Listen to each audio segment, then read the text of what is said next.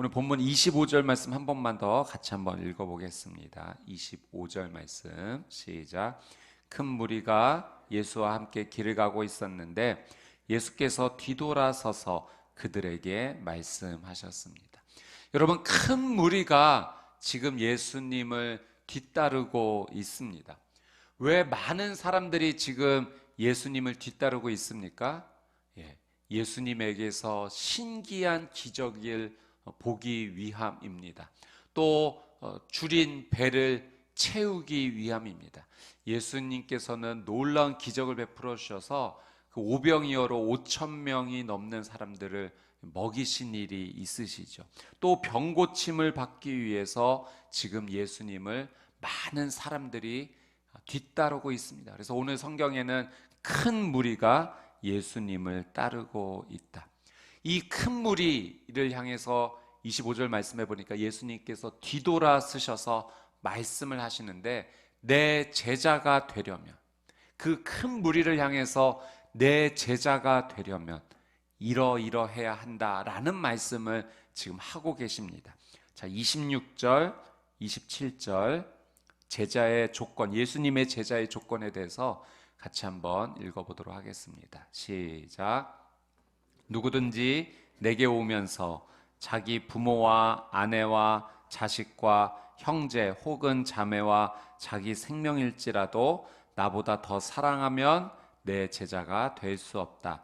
누구든지 자기 십자가를 지지 않고 나를 따르는 사람은 내 제자가 될 수 없다. 두 가지를 말씀하세요.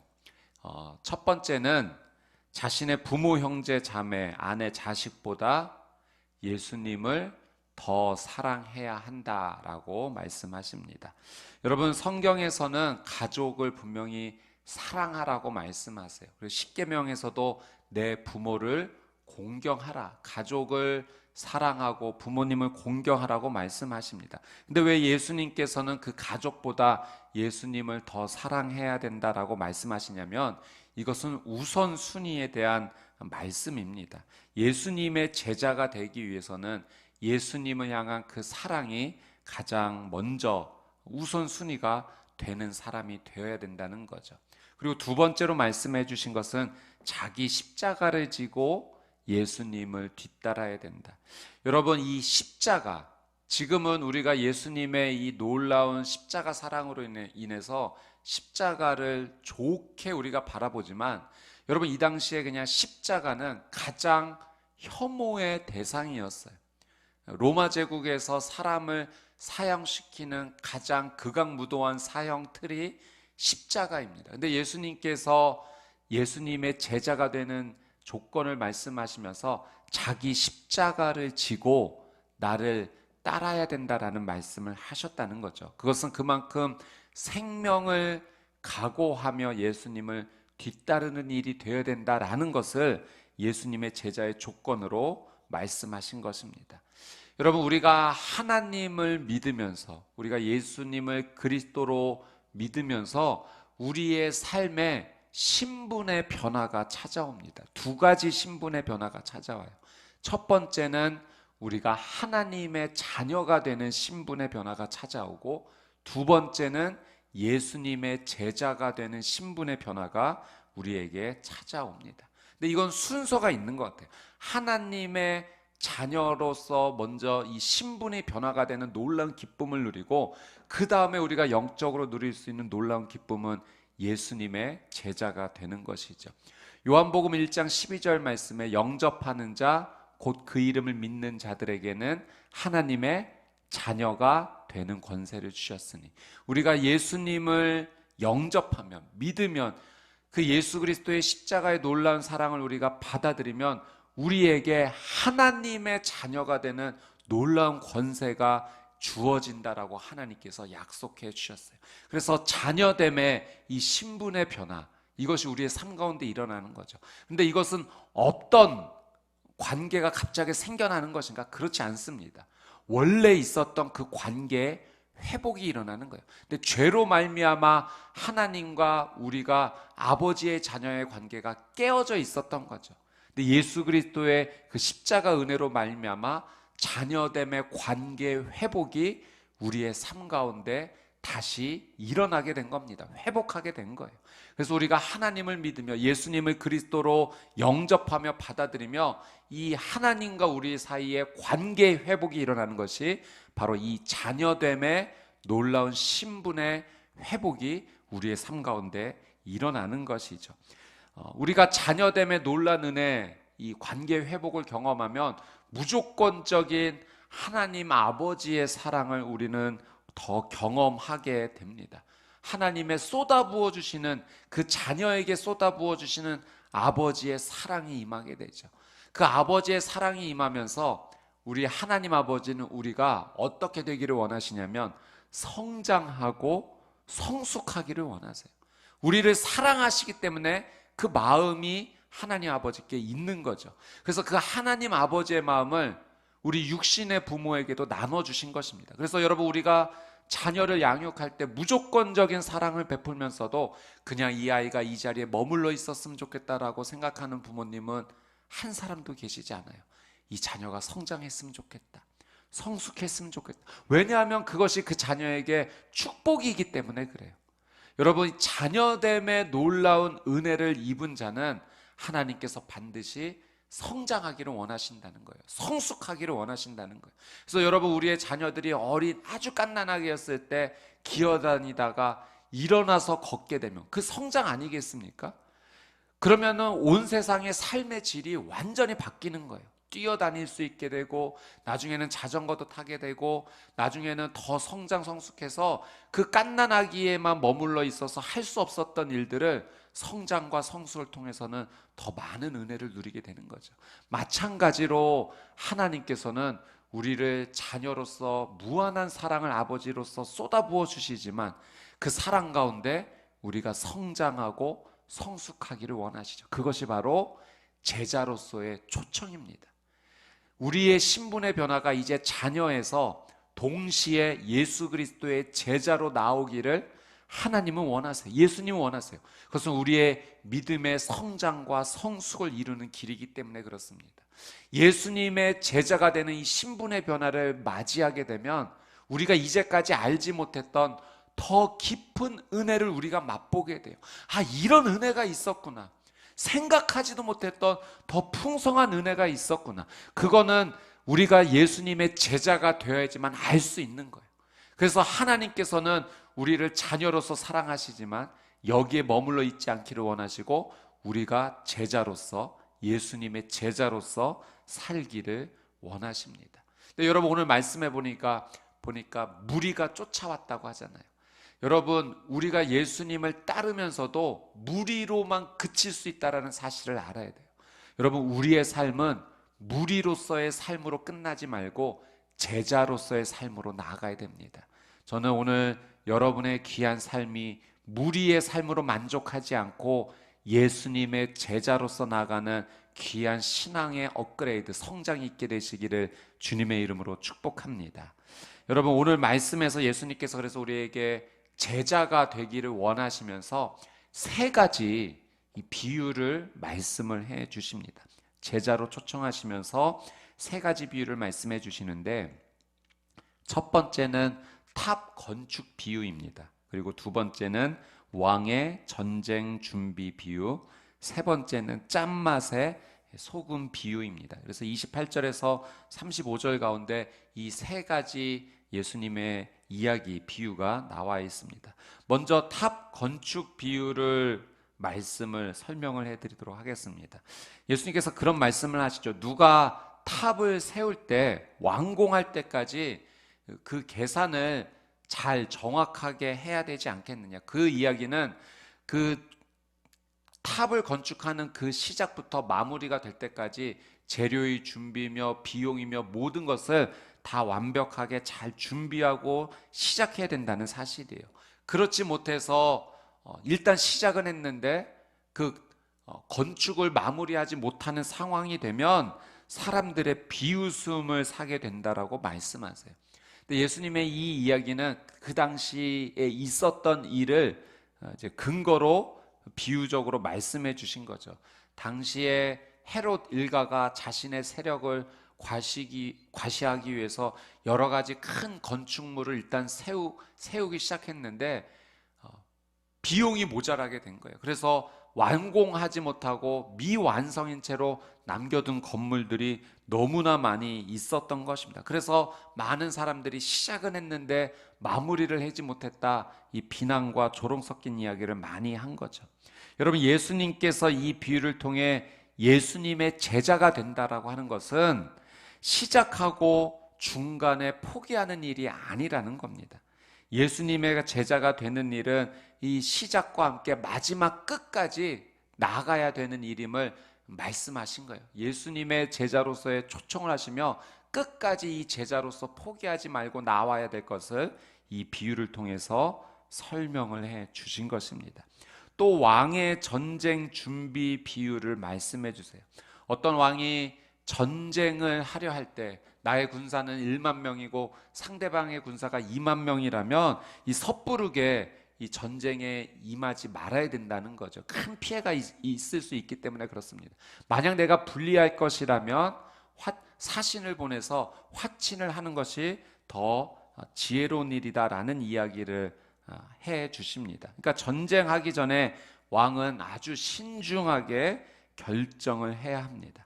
이것도 당시 이제 시대적인 이야기를 반영한 예수님의 비유적인 이야기인데, 당시 갈릴리와 베레아를 다스렸던 이 헤롯 안티파스 왕이 그 자신의 동생의 아내를 자신의 아내로 취하기 위해서 첫 번째로 결혼했던, 정략적으로 결혼했던 아내와 이혼을 하게 됩니다.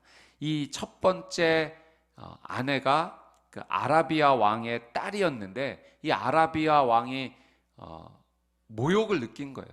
이 헤롯 안티파스가 자기의 딸과 이혼을 강제적으로 해버리니까 너무나 큰 모욕감을 느껴서 전쟁을 하게 됐는데, 이 전쟁에서 헤롯이 아주 대패하게 됩니다. 그래서 굉장히 큰 수치와 모욕을 당했던 거죠. 이제 그 이야기를 비유적으로 이야기했을 때 그 당시에 많은 사람들은 굉장히 큰 공감이 일어났을 것입니다. 여러분, 이 이야기를 하면서 예수님께서는 예수님의 제자가 된다라고 하는 것은 이 영적 전쟁에 참여하는 것임을 우리에게 비유적으로 또 알려주세요. 근데 여러분, 이 전쟁은 어떤 전쟁입니까? 이 영적 전쟁은 승리가 보장된 전쟁이에요. 왜냐하면 예수님께서 우리의 대장이 되시기 때문에 그렇습니다.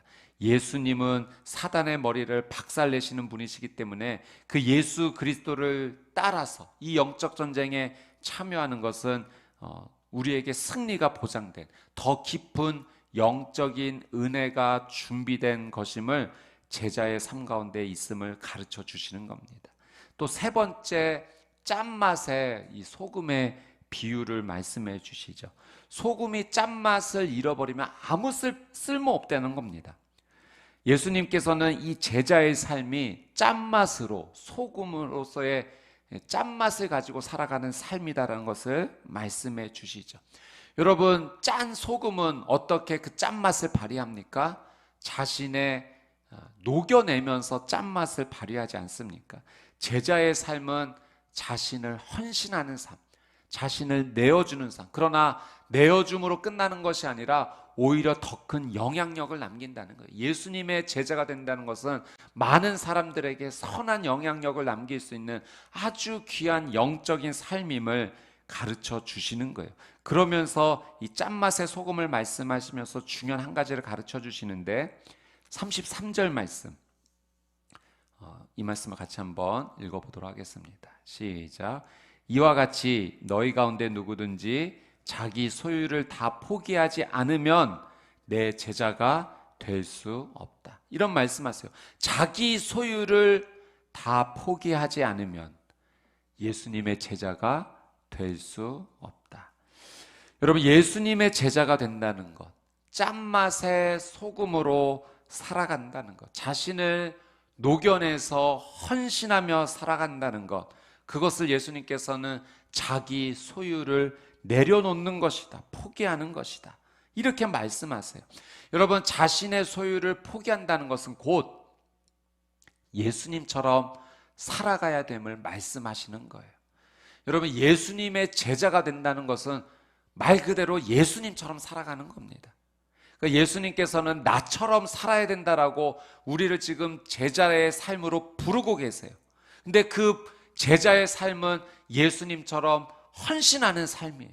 내어놓는 삶이에요. 어쩌면 내 것을 움켜잡고 살아가는 삶이 아니라 이 움켜진 손을 펴고서 다 내어놓는 삶, 마치 소금이 자신을 녹여내서 짠맛을 내는 것처럼 그렇게 헌신하며 살아가는 삶임을 예수님께서 말씀하고 계십니다. 여러분, 우리가 예수님의 제자가 되면 욕심부리지 않고 살아갈 수 있어요. 사랑으로 기꺼이 예수님의 모습을 닮아갈 수 있습니다. 여러분, 예수님의 제자로 살면 갑이 아닌 을로 살 수 있어요. 우리가 먼저 미안하다라고 말할 수 있어요. 지배하지 않고 섬길 수 있고, 저주의 말을 하지 않고 사랑의 말로 우리는 나아갈 수가 있습니다. 그리고 불평하지 않고 감사할 수 있어요. 염려하지 않고 기뻐할 수 있습니다. 두려움 가운데 살아가는 삶이 아니라 오히려 평안 가운데 살아갈 수 있는 삶입니다. 하나님의 시간과 방법을 믿음으로 기다릴 수 있는 사람이고, 또 내 삶 가운데 찾아온 많은 사람들을 외면하지 않고 그들의 필요를 찾아서 도와줄 수 있는 삶을 살아갈 수 있어요.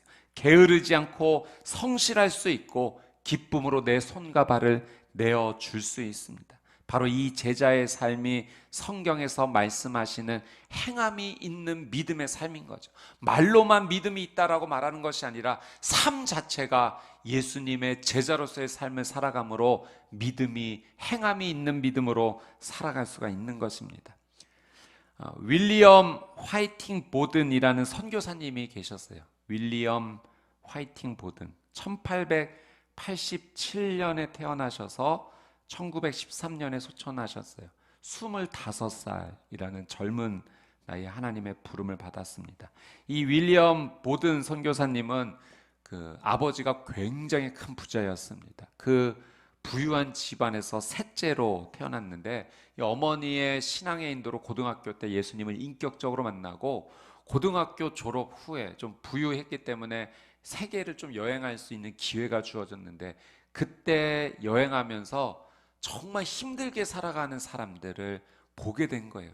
그래서 내가 이들에게 복음을 전하는 선교사의 삶을 살아야겠다라고 결단을 했습니다. 돌아와서 이제 대학을 다니고 신학대학원을 이제 다니게 되는데, 예일대학, 프린스턴 신학대학원을 졸업한 후에 이제 중국 선교사, 그 중국 가운데도 그 북부의 이제 무슬림들, 그들에게 복음을 전하겠다라고 결정을 하고, 이집트에서 아랍어를 공부하던 중에 병에 걸려서 그만 일찍 소천하게 되었어요. 그래서 이집트 카이로에 이 선교사님의 무덤이 있습니다. 근데 이 선교사님이 이제 죽은 후에 성경책이 이제 전달이 되었는데, 그 성경책에 세 가지 이 선교사님의 고백이 적혀져 있는 거예요. 날짜와 함께. 첫 번째 남겼던 고백은 남기지 않으리라 라는 그 고백을 담겼어요.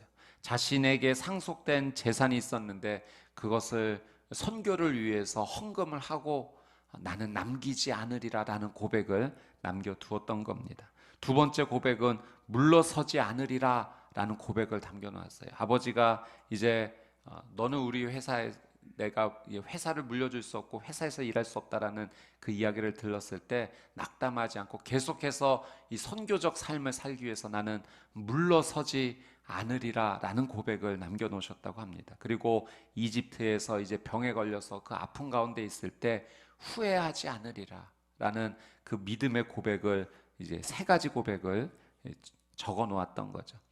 짧은 삶이었지 않습니까? 25살의 짧은 삶이었지만 그러나 적지 않은 영향력을 이 선교사님은 남겨놓으셨어요. 예일대학에 다니면서 그 대학의 영적 부흥을 엄청나게 불러일으켰습니다. 그리고 이 선교사님의 이야기가 전해졌을 때 이 선교사님의 이야기에 감동받은 수천 명의 사람들이 선교사가 되기로 작정을 했습니다. 짧은 삶이었지만, 그래서 직접 그 땅에 가서 복음을 전했던 것은 못했지만 그 삶을 통해서 엄청난 예수님의 제자로서의 놀라운 열매를 남기게 되었어요. 얼마든지 그 부자의 자제로 태어나서 편안한 삶을 살 수 있었지만 예수님의 제자로 삶을 살기로 결단하면서 모든 것을 다 내려놓았죠. 자신의 십자가를 지고 예수 그리스도를 정말 한 걸음 한 걸음 따라간 것입니다. 남김없이 물러서지 않고 후회하지 않고 예수님의 제자로서의 삶을 한 걸음 한 걸음 믿음으로 걸어갔습니다. 여러분, 예수님의 제자는 남김없이 살기로 결단하는 삶이에요. 여러분, 탑을 건축할 때 모든 것을 다 쏟아 부어야지만 끝까지 완공할 수 있는 거예요. 예수님의 제자로서 살아가는 것은 내가 무언가를 남기며 살아가는 삶이 아니라 내 삶을 전부 다 예수님께 다 드리는 삶입니다. 여러분, 예수님의 제자는 물러서지 않기로 결단하는 거예요. 예수 그리스도와 함께 그 영적 전쟁에 참여하기로 결단하고 대장 되신 예수 그리스도를 따라 나는 물러서지 않으리라 예수 그리스도를 따라가는 삶이 예수님의 제자의 삶입니다. 여러분, 예수님의 제자로서 사는 삶은 후회하지 않기로 결단하는 거예요. 짠맛의 소금처럼 살아가기로, 자신의 모든 것을 내어놓기로, 헌신하기로 결단하면서 나는 후회하지 않으리라, 예수님처럼 살아가리라, 선한 영향력을 남기리라 믿음의 고백으로 예수님의 제자의 삶이 되는 것입니다. 여러분, 이 예수님의 제자가 된다는 사실, 오늘 말씀 가운데 정말 중요한 한 가지 사실이 있습니다. 예수님의 제자는 내가 결정하는 것이 아니라 예수님이 결정하신다는 거예요. 나는 예수님의 제자다, 내 스스로 결정할 일이 아니라는 거예요. 예수님의 제자로 사는 것은 예수님이 말씀해 주셔야지만 내가 제자가 되는 거예요. 여러분, 우리가 제자로서 살아갈 수 있는 모든 것을 다 갖추고 있기 때문에, 그런 자격이 있기 때문에 예수님의 제자가 되는 것이 아니라 여전히 부족하고 여전히 허점이 있고 예수님의 자격이 될 만한 자격이 없음에도 불구하고 예수님은 나를 받아주셨다라고 하는 사실입니다. 여러분, 그 사실은 예수님이 내 모든 연약함을 아심에도 불구하고 제자로서 살아갈 수 있는 모든 것을 예수님께서 채워주시겠다라는 예수님의 약속입니다. 여러분, 그래서 우리가 예수님의 제자가 된다는 것은 내 결단이 아니라 예수 그리스도를 의지하는 그 마음만 있으면 돼요. 여러분, 내가 능력 있고 자격이 있어서 예수님의 제자가 되는 것이 결코 아니에요. 예수 그리스도가 나의 구원자이시기 때문에, 그분께서 나를 채워주시기 때문에, 그분께서 내 손을 붙잡아 주시기 때문에, 나의 삶을 인도해 주시기 때문에 우리가 예수님의 제자로서 살아갈 수 있는 줄 믿습니다. 그래서 여러분, 오늘 이 하루를 살아갈 때 예수님이 여전히 부족합니다. 여전히 연약합니다. 나는 무리와 같은 마음이 있습니다. 늘 내 것을 채우고자 하는 그런 마음이 먼저 있습니다. 하나님, 이 마음도 숨기지 않고 주님께 올려드리오니 긍휼히 여겨주시고 나를 예수 그리스도의 제자로 살아갈 수 있도록 주님 나를 붙잡아 주십시오. 그렇게 예수님을 온전히 의지하며 살아가며 나아갈 때 여러분, 우리의 삶 가운데 자녀로의 그 신분에만 머물러 있지 않고 제자로서 나아갈 수 있는 더 깊은 은혜, 더 깊은 하나님의 풍성함의 은혜를 맛보는 그 제자의 삶이 우리에게 열리게 될 줄 믿습니다. 오직 예수 그리스도를 붙잡고 살아가는, 예수님의 제자로 살아가는 저와 여러분의 삶이 되시기를 주님의 이름으로 축복합니다.